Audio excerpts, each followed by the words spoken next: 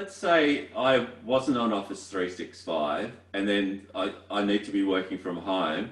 Can I just go to you and say, David, how do I'm not, I'm not great. I can turn on the computer. Can you literally jump into the back end and set everything up, or? Yes. Yeah. So we do the whole off the client. So let's say you don't have your own domain name, so you don't have joe@something.com. If you're just using like something like bigpond.com, we'll go in, set up your domain, set up the hosting. So we have a hosting company. We set up your 365 accounts. We transition your data from where it is now to the 365 cloud. Then we can just remote to your computer and set you up to connect to the 365 system. So we set up your emails, your contacts will come across. We set up OneDrive or SharePoint with your data, so that if it's the company's SharePoint, and then you're away. So yeah, we do the whole lot from go to work. So we'll make sure that you're set up, working, and typically that within an hour or so of being remote to a computer, you're basically online and working with the new system. So yeah, it's just a bit of a process of doing all the back end work first. So let's say that I'm working from home and my laptop is just not as great as my work, computer that's like super fast and everything like that.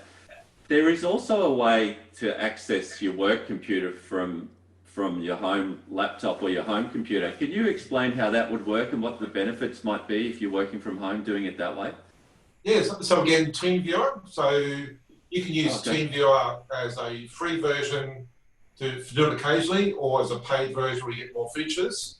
There are things like Chrome, remote desktop, a whole bunch of suites you can use to do remote. So the advantage of remoting into a remote computer is the power or the CPU power is on the remote computer. So on your home computer, all you're doing is seeing basically screenshots coming down the phone line to you. So your local computer does need to be very powerful. It just needs to have a decent internet connection. And then when you log into your remote computer, it's as though you're sitting in front of that computer doing work. So if your home computer is not very powerful and you need to run, let's say, something with Adobe that's really powerful, then that CPU work is done on the server itself, so basically on your work computer. Whatever you set up on your work computer, or your emails, or your settings, you're just on there. It's like you're sitting in front of the screen doing the work. The only downside is that internet link.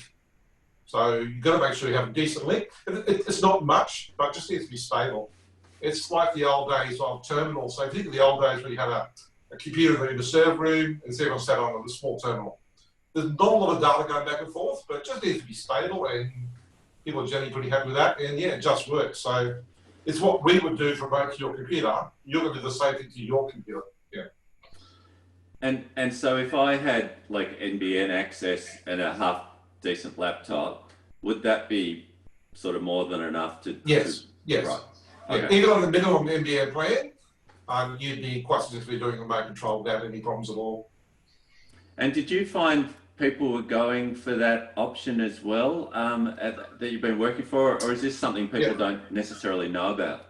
Yeah, got a couple of clients who do that, mainly because they've got a server. They got their own server in-house where the data can't move off that server, so they have to get onto the work network.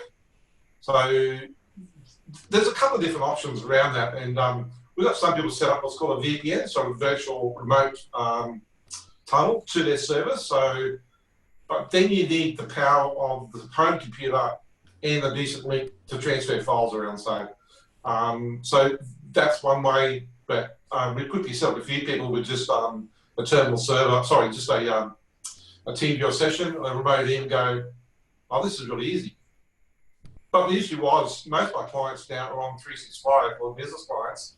You don't need to worry about that for most stuff. So there wasn't a lot. Most businesses are not using anything terribly powerful, so their laptop they've got provides all they need. So we didn't really need to worry about it with most of the clients. Yeah, so it's really a case by case. If you just need your email and access to files and things like that, you can transition people to Office 365. Yeah. If you need that grunt, like if you're an accountant or something and you have all your stuff stored on data. And speaking of accountants and information, how's the security side of that playing out for those people who are working from home?